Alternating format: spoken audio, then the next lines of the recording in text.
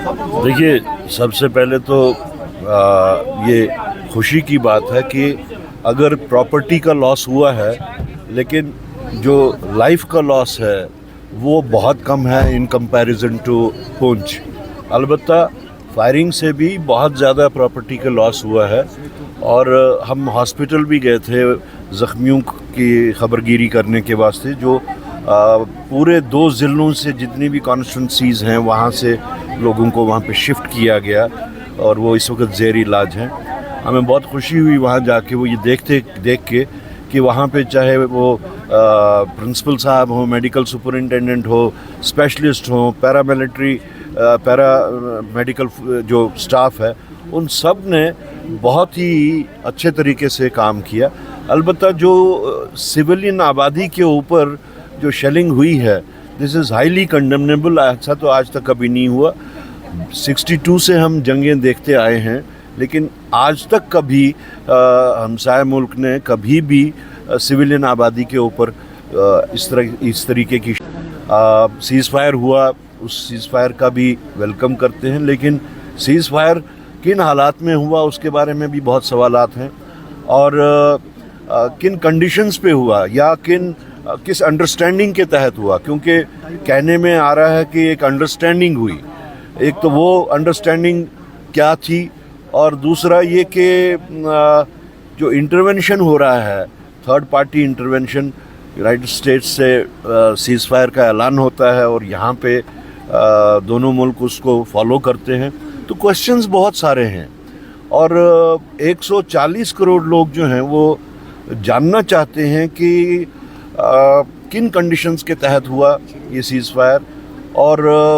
क्या हमने third party intervention को कबूल किया है, नहीं किया है। तो इसलिए राहुल गांधी जी ने जो 2 कंडीशंस रखी हैं,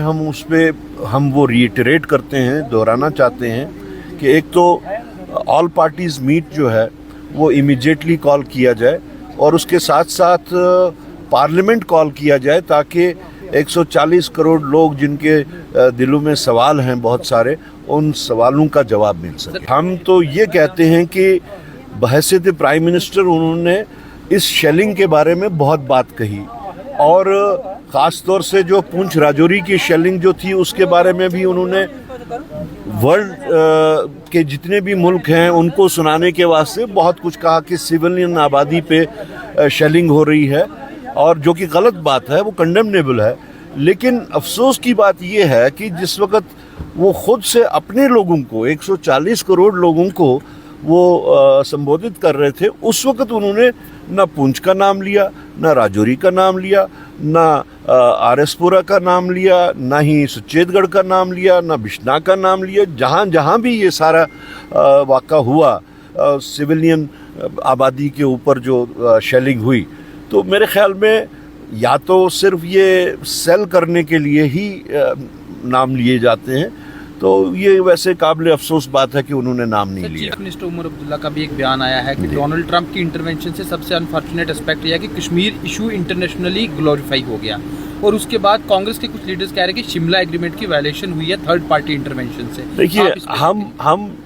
हम इस को सारे इशू को वैसे पॉलिटिसाइज नहीं करना चाहते। उमर साहब ने जो कहा वो उमर साहब की अपनी सोच है। हम सिर्फ इतना कहेंगे कि ये जो थर्ड पार्टी इंटरवेंशन हुआ है, अमेरिकन प्रेसिडेंट के कहने के बाद, उनका ट्वीट करने के बाद में दोनों मुल्कों ने उसको फॉलो करके ये कहा कि हम सीज़ फायर करते हैं। उससे जो हमारी स्टेटेड पॉलिसी है, जो हमारी स्टेटेड फॉरेन पॉलिसी अभी तक रही है, वो मेरे ख्याल में वो डिफीट होती है, वो उसका उल्लंघन होता है। और उसके कंपैरिजन में हम पूरे मुल्क को याद दिलाना चाहते हैं, ख़ास तौर से प्राइम मिनिस्टर साहब को भी जान लेना चाहिए कि एक वक्त था जिस वक्त मिसेस इंदिरा गांधी यहाँ की प्राइम मिनिस्टर थी, उनके टाइम पे भी जंग हुई थी और उनको भी ऑफ़र किया गया था, बाज़ाब्ता ऑफ़र किया गया था इंटरवेंशन के वास्ते। तो उन्होंने क्लियर वर्ड्स में कहा था कि हम जानते हैं, हमारा मुल्क जानता है कि हमने क्या करना है, हमें किसी की मुदाखलत की ज़रूरत नहीं है। तो मेरे ख्याल में आज वो लोग जो है वो समझ रहे हैं कि कांग्रेस के वक्त में भी जब ऐसी बात होती थी, जब नेशन को ख़तरा होता था, तो नेशन को का सर झुकने नहीं दिया जाता था। Thank you.